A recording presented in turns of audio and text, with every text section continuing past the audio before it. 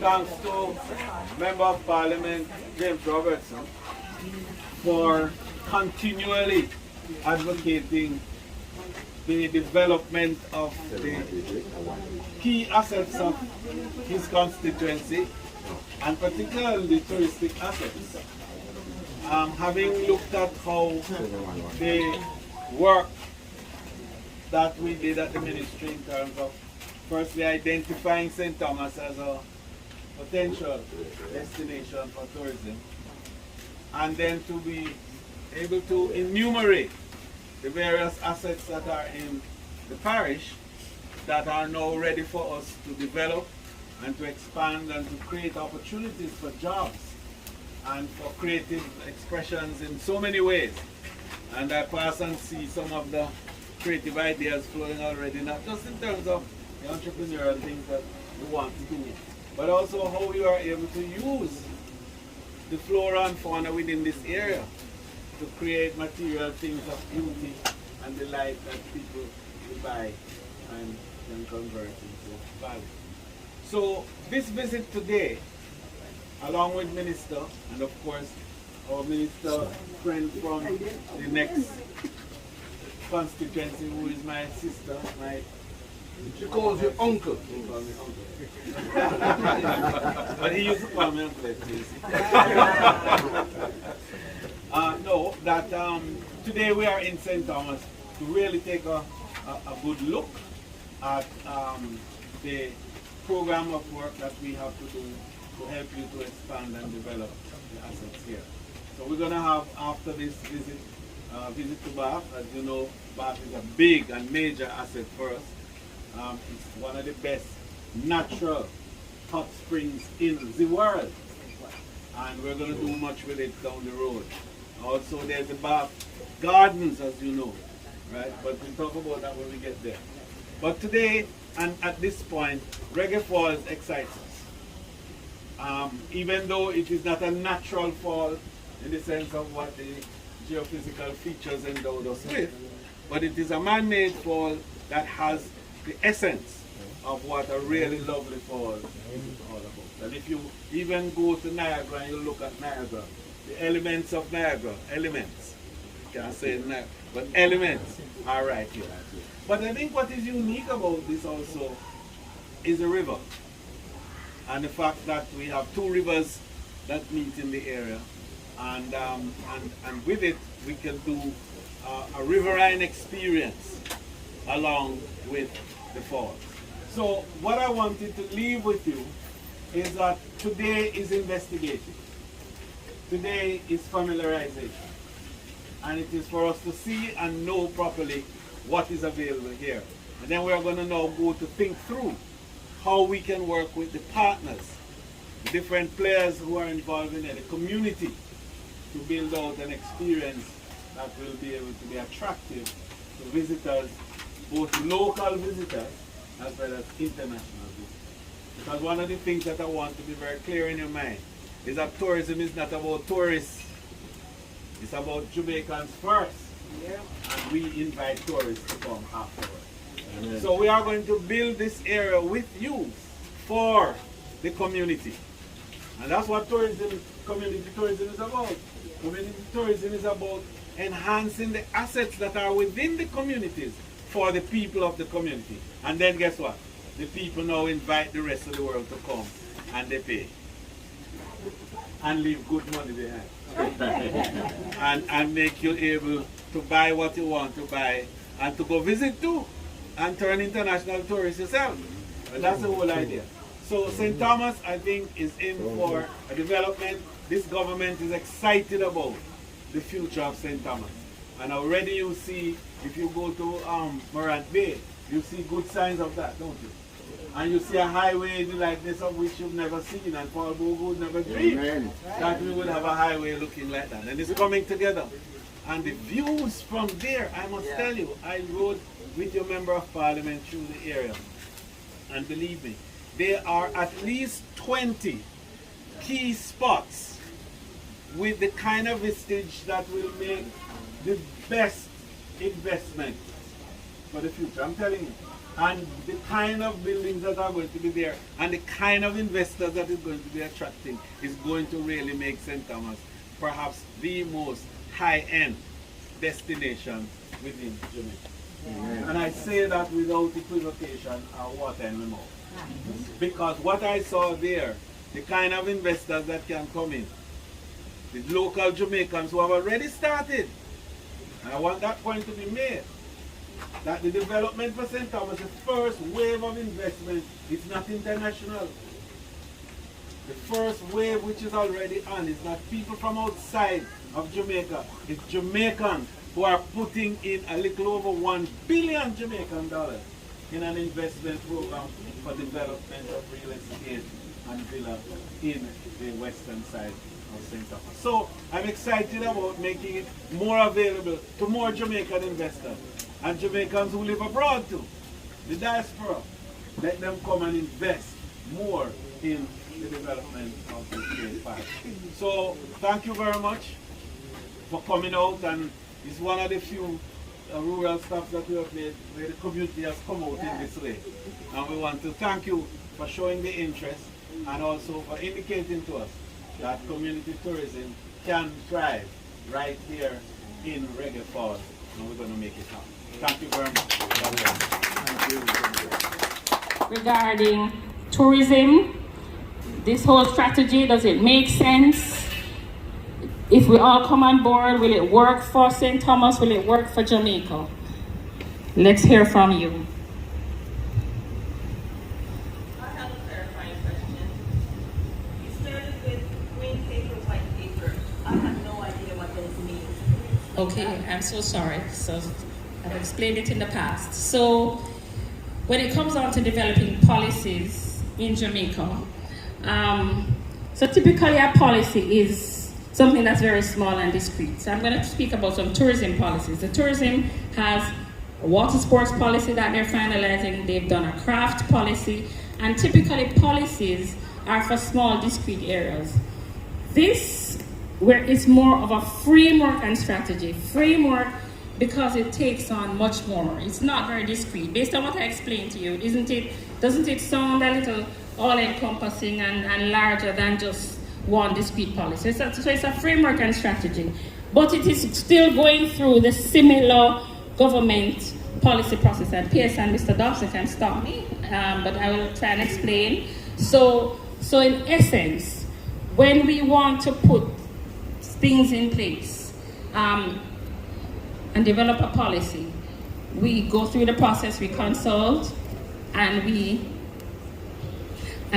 go through the process and we develop it, and then it is then tabled first as a green paper. It goes to cabinet, and then it goes to parliament, and it's tabled as a green paper. Before it becomes live and real and active, it's tabled as a green paper.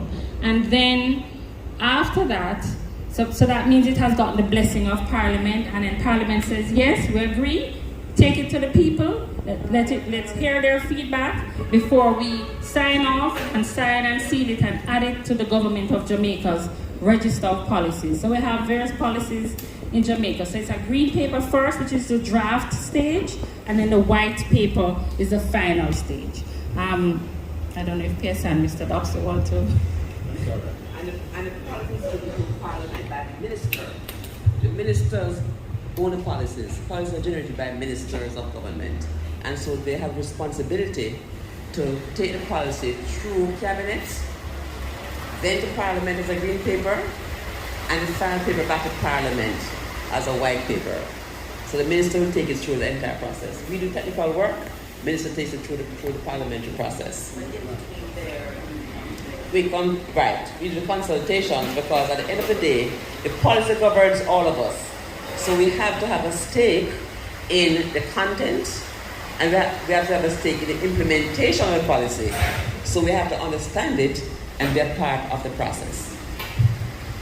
Really, a policy is more of a framework that now has to be filled in by what are relevant areas of activity and action. Because why relevant is that we need buy-in. And the policy that has not divine is not legitimate. And a lot of times the legitimacy comes from compliance. When people agree to do what you say that they should do, then you are legitimate. So if plenty laws exist and nobody obey it, therefore that law has no real teeth. And you remember, no media now. Big law about gun and everybody smoking. That's all. So we follow that people to be amended. I know this law is alright. It's okay to 5 hours, because it's a bigger law, bigger than us. It's a world law. And if we don't subscribe to it, we get to Schedule 1. And when you get to Schedule 1, it's not lending you any money, that is not accepting your people as visitors to the country, they're not giving you no visa, they're not following it. But what gives legitimacy is compliance. It's people's ability to agree with you and to act in accordance to us. So the purpose of coming to you is to make sure that these things now that we're saying will be the policy that I'm going to take to Parliament after all of this. You understand it, you agree with it, you believe in it, and therefore you will abide by it, so it then becomes legitimate. Alright? All right. I'm going to take that comment, but I think we also want to give MP Robertson and MP Charles an opportunity to just give their feedback before we proceed. But yes, let's go ahead. Good evening, and thank you for your presentation. Found it very informative. I just want to say that the Jamaica assurance, in terms of Jamaica being guaranteed as a place of safety and a place where visitors can be assured, is a very bold one. So I commend you on that. I'd love to see how that materializes. One of the questions I wanted to ask you pertaining to how you categorize your visitors. I think you indicated that on leaving Jamaica, they do a survey, is that correct? How do you make a distinction between the visitors? Do you have a breakdown in terms of those who are visiting families and friends versus those who are business travelers versus those who are at maybe an all-inclusive hotel? Because their experience would be different, I would imagine. Right. So I think, first of all, the definition is clear. The definition for a tourist is anyone who spends more than 24 hours in a destination who is not originally from there. Therefore, a tourist can be a local or it can be international. So no. So how do we determine who is international? We have something that you fill out when you arrive on the plane, just before you get to your destination, called a C5 form. That C5 form tells us where you're from, your passport number, what type of passport you have, and also the address that you're going to. Then something called your passport number, which is a real instrument for verification as to whether you're foreign or you're local. So a visitor, international visitor for us then, will be someone who doesn't carry a local passport.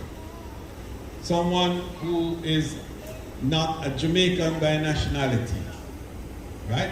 And someone who is here from another country to spend more than 24 hours with us. Now, a Jamaican who is a naturalized citizen of another country, bearing another passport, is regarded as what we call a Jamaican, no, there's a term for it, a non-Jamaican, no. In our classification, we call you a non-Jamaican. Anyway, the long and the short of it is that we know the difference. In other words, if you have a Jamaican passport but you live in abroad, for example. I'm ordinarily living in Jamaica. Yes, but there's a term for it.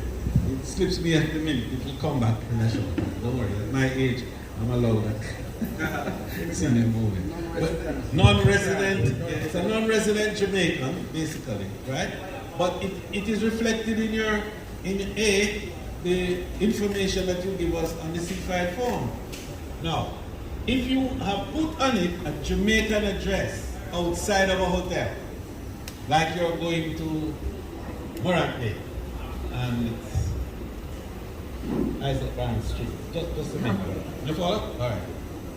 Then you are classified now not as a foreigner, right? Because you gave a Jamaican address and you use a Jamaican passport even though you're really living in the United States. So that is the dark area, or the gray area. And it's difficult for us to make that distinction and determination, right? So ordinarily then, you will be identified if you have a foreign passport, if you are a Jamaican, but you have a foreign address, and you are likely to be staying in a hotel. You catch us a little bit if you are staying, right. So that's really the point we're making. And there are not many people who fall in that category. Right, and the survey will finally ask that and hopefully flushes it out in the end.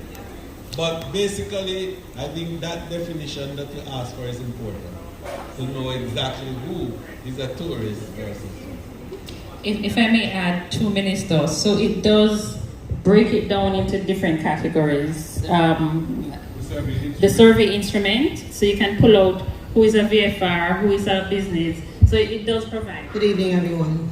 Minister, welcome. I don't have much to say except that we are grateful to have you here, to have this town hall meeting, and to have all the St. Thomas and all the St. Thomas family involved in helping to strategize the tourism coming to here in St. Thomas. We have heritage tourism, lots of local tourism, so many things that we can build on in Jamaica. So I'm happy that we are allowed to play a part of your strategy. Thank you so much. Mr. David Dobson, the Chief Technical Director in the Ministry of Tourism, and a gentleman who has played a pivotal role in helping us to think through and today be able to present the DAF, as we call it, the Destination Assurance Strategy Framework, and also to help you to appreciate a little better how the destination assurance idea is going to be embraced by all as a critical means of securing the safety, security, and of course the seamlessness of the experience of our visitors to Jamaica. I want to begin, of course, by recognizing our two members of parliament who are here, and we're so lucky to have at this consultation all the political representatives from the parish. And I refer, of course, to James Robertson, who is my friend, colleague, and my nephew from another time. And Dr. Michelle Charles, who is my niece and who has now become my colleague and partner, both members of parliament in the House of Representatives. And so I want to include, of course, in the introductions, my own permanent secretary, who has been an abiding partner in the business of tourism development, certainly with me for the last 11 years. I will not say any further because I don't want you to date her. But, and as you look at her, she looks as young and fresh as if she was in fact 11 years old. Jennifer Griffith, and I wanted to give her a special round of applause as we would for your two members of parliament. The chairman of the board of one of the finest natural spas in the world, the Bath Fountain, Mr. McLeod, Councillor McLeod. Let's give him a hand. Very nice to have you. And I want to thank you especially, Councillor McLeod, because you have taken on the responsibility to manage with us that facility at a very difficult time in our own cycle. To be there during COVID was a challenge, and to endure COVID along with the institution is a victory.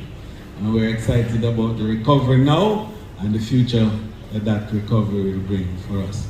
We also have with us the Executive Director of the Tourism Development product development company, TPDCO, Mr. Wade Mars. And Wade is a key partner in helping us to build out the assets of tourism, especially within the communities across Jamaica. And through this Spruce Up program, you know, we have been making a difference in communities. And Wade and the TPDCO were instrumental through the help of the Tourism Enhancement Fund to build this nice road that you see leading from Bath Square into Bath Fountain itself. And I drove on it today and I feel good. So we're going back to to cut the ribbon at a later point this year, in fact next month. And we plan to do it on the 14th. There are a number of team members from my ministry who are here, who are central to the Destination Assurance Framework and Strategy. And I would be remiss if I didn't ask them to stand. I certainly might not be able to call every name of everyone, but just all the ministry team that is here joining us from morning to the tours that we've done all across the parish. Just stand so that you can be recognized by the audience. Mr. Osborne, who you'll hear from later on, and I did say I'm not calling names, so. Thank you so much. And the TPDCO team that is also here, Mr. No, we're not calling names, right? The TPDCO name, just stand and wave your hand out so everybody see. That's TPDCO team. Thank you so much. So we have been out since morning, and we've wanted to see some of the assets of this wonderful parish that we are looking at in a very serious way, and in fact have declared the next frontier for tourism development in Jamaica. And the team led by our permanent secretary brought a number of consultants in the area, and they toured the entire parish over a 2-year period, getting information, looking at the geographical areas, looking at what are the assets that the parish of St. Thomas has, what are the touristic assets in addition to the general assets of the parish. And we've gone to see Rocky Point and the wonderful beaches that are there. We've gone to see Pier, and Pier represents the real next frontier for new hotel and touristic development, with, I think, perhaps the longest stretch of Virgin Beach in this part of the island. And we've looked at Roselle, and we've looked at White Horses, and today we went to Reggae Falls to see that beautiful man-made riverine experience that we can now talk about with pride and invite people from all over the world and all over the island of Jamaica to come and see. But we want to look at how to improve the physical areas around it, how to create the environmental and other assets that are going to enhance the look and feel of the area around where Reggae Falls is. So Hillside community is going to come in for some attention from us as we work together with the community people and the Member of Parliament. That is very important. The Member of Parliament has already come to us and talking to Spruce Up about looking at how to help to improve the infrastructure in the area. As a matter of fact, we started to do some of the roads leading to Reggae Falls already. So we're going to continue that collaboration with the Member of Parliament to ensure that full access to the falls is had. But there are other issues relating around it that we have to work through, which has to do a lot with access to the area in general, but also in terms of ownership structures and so on, because we have to make sure that Reggae Falls remain a public good that is going to be available to all the people of Jamaica and all the visitors of the world who we will invite into that area, to ensure that wealth, yes, is created and good money is left in Hillside when these visitors come. So the opportunity for the people of Hillside to build out now tourism value chain engagements and activities, whether it is food and drink, or whether it is nutraceuticals, or it is rubs and scrubs and baths and so on. But all of these are things that we could provide there because the riverine experience. And how we also could develop good storytelling capabilities with great guides who can offer education and guidance to the people who come to tour and to see the areas. It is an area with rich biodiversity, and we can leverage that richness to create products that are going to enhance the experience of the visitors who come to Reggae Fall. So we're excited about the prospects of looking deeper on it, to study a little more the whole area, and to be able to offer support to the community in building it up. But I want to indicate that we left and then we went, of course, to Bath Fountain. And Bath Fountain, I'm going to have much more to say on the 14th of July when I come back to cut the ribbon for the new road that we have created here, the beautiful, and says Nylon Road, Minister. Right, that's what the people say, it's Nylon Road. Right then, P. Charles? And that, it has been a game changer for the entire area. Then the discussions now will be around how to enhance that facility and how to incorporate the community within that space, while at the same time ensuring that we maximize the development of that critical asset, which I'm telling you, the value of which to Jamaica is inestimable. The Bath Fountain represents one of the two best natural spas in the entire Western world. Not just Jamaica, but in the entire Western world. And the two are Milk River, that we own and have, and of course Bath. Along with it is the first botanical garden to be established in the New World. Did you know that? The Bath Botanical Garden is the first royal, in fact, botanical garden, because it was ahead of the Hope Gardens in St. Andrew. And it was here that the name, in fact, Bath, was given because it replicated a similar name in the UK. And Bath Gardens was also a critical experience, for a horticultural experience for people going to that side of the UK. So we want to restore the glories of the Bath community centered around these two important assets that can bring a lot more Jamaicans to come and visit,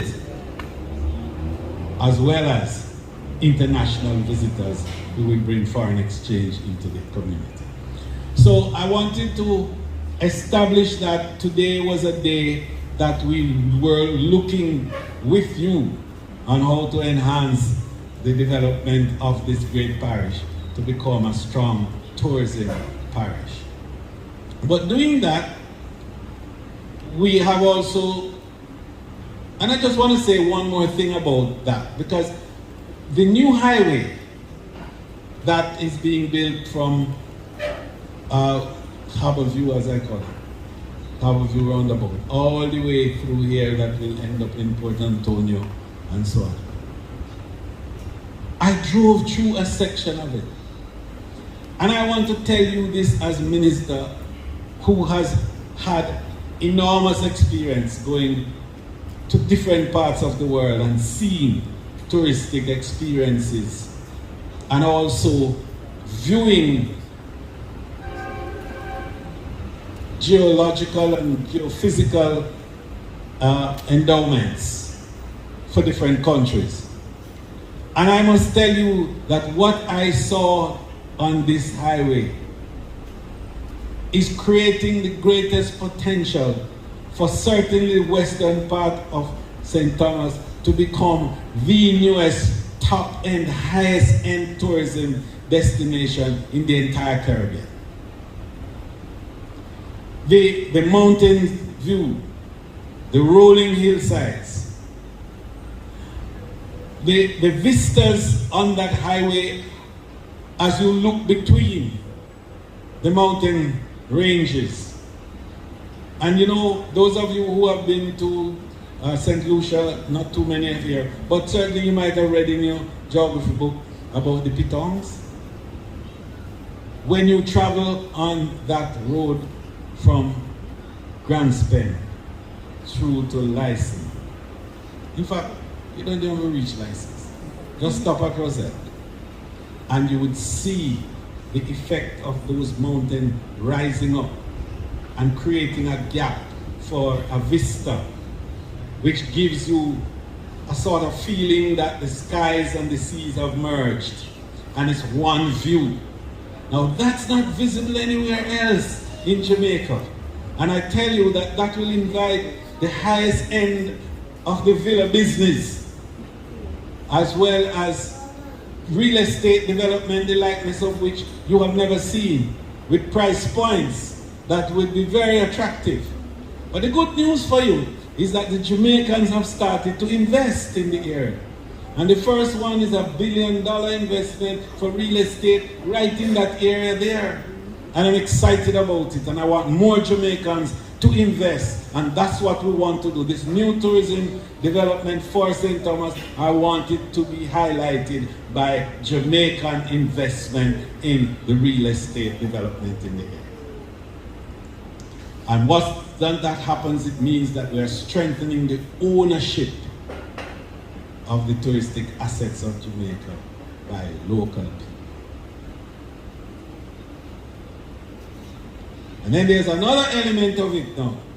When you see the street food and the potential for community attractions in Yalas and in White Horses and Roselle. And we could go on to a number of other areas as we move through the parish. In the interior now, going to Trinityville and going into Seafort and those places, and then coming back to Port Moran through Bath. The potential to create culinary trails, to create also heritage trails, utilizing the rich heritage from Paul Bogle and the Maroons, to draw on the ethnic retentions flowing from Kumina and other musical and dance forms that are indigenous to the parish. I'm excited about the prospects of building out through those assets to create experiential tourism in this parish in a strong way. But in order for us to be able to do all of these things, it's very important for us to recognize what tourism really is. Because most people believe that tourism is a discrete entity that exists on its own. And tourism is really not a describable event or activity. Tourism is really a confluence of many little parts and activities and actions done by a whole range of people all across the area, creating an experience that people admire, want, consume, and then pay for. So tourism cannot exist if all these moving parts don't exist. Today, I went to have late lunch at Bath.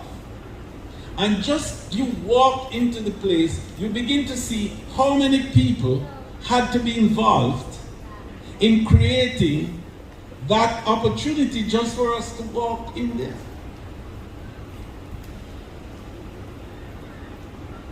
And then try to eat. And think of how many people are required to enable you to have one meal. The farmer, the butcher,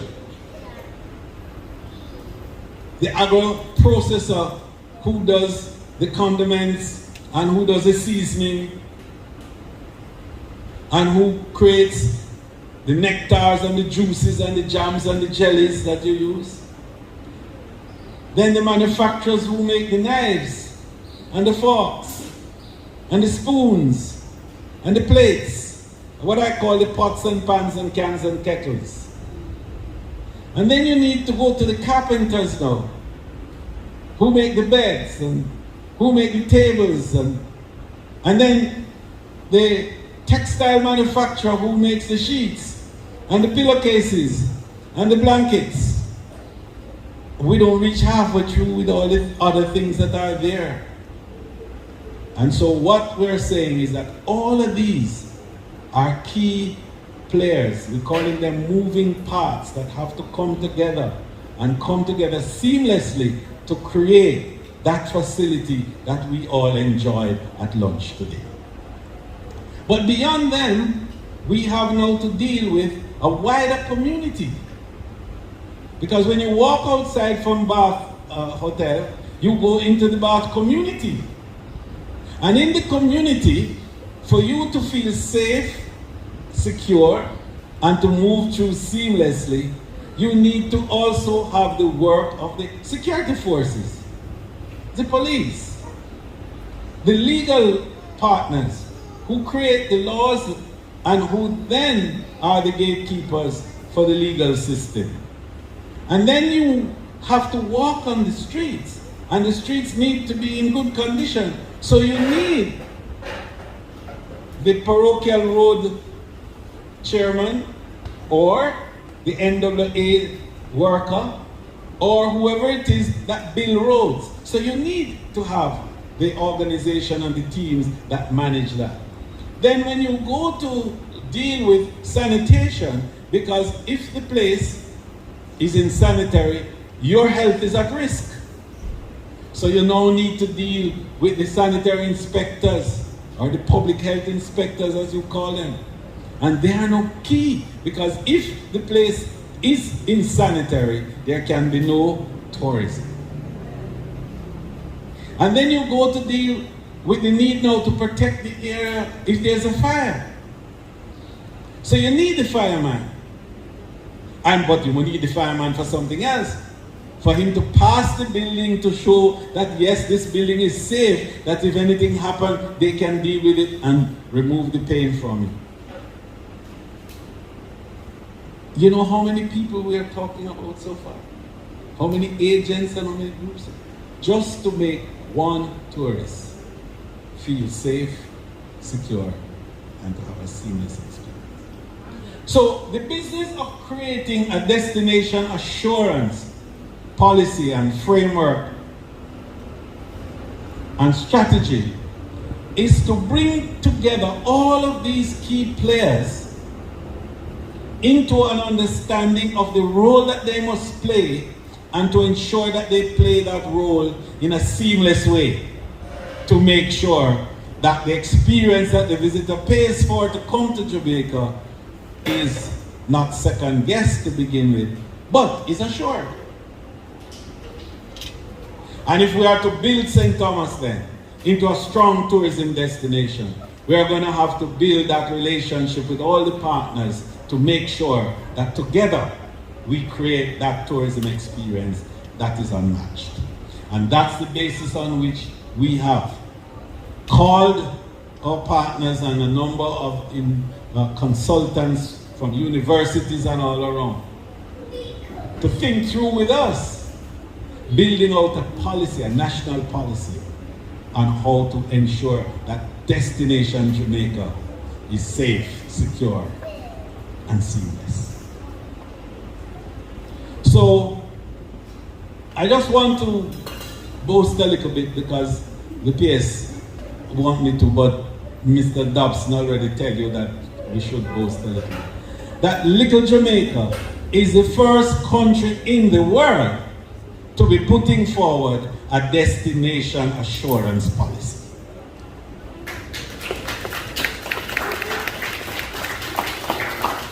And what we are saying to the world is that when you come here, don't worry about it. If you turn on the tap and the water that comes is good water, you can drink it and don't worry about it. If you drive on the street and God forbid anything happen to you, there will be a trauma center down the road and a good clinic down the road and some good hospitals nearby and some good medical practitioners to take care of you. That's destination assured. That when you jump into the beach by Pira, you're not going to get infected by all sorts of sea urchins and what have you. That when you go through the areas, you're not going to be overtaken by mosquitoes and vermins and so on. That's destination assured. And it is the players that are all now have to come together to make sure that these things are assured, that are the true partners of tourism. So I want to leave you with the note that this consultation will enable you to understand better how you are a key player and partner in tourism. And it will hopefully enable you to appreciate that tourism is not about tourists. Tourism is about the people of the country having a safe, secure, and seamless operation, and invite some people to come to share in that process with them. They pay for it, and we become rich afterwards. And just to close, to tell you that that richness is not a joke. Because the recovery of our economy since COVID has been driven totally by tourism activities and expenditures. To date, we have brought 2 million visitors to Jamaica, and they have spent nearly 2.5 billion US dollars. And we have been able to employ back nearly 170,000 people in the hotels and attractions and so on across Jamaica.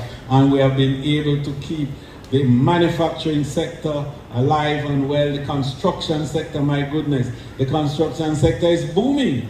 When you go to Kingston, all the fancy new high-rise buildings that you see up there, you believe that unfortunately it is for the local people, and so it is owned by us, local people, but it is all for short-term visitors coming called Airbnb people. And Airbnb is all over St. Thomas and everywhere you go. And that's tourism dollars coming in to build the economy. So, get the facts on this one. But more important, get into tune that you are tourism. Thank you.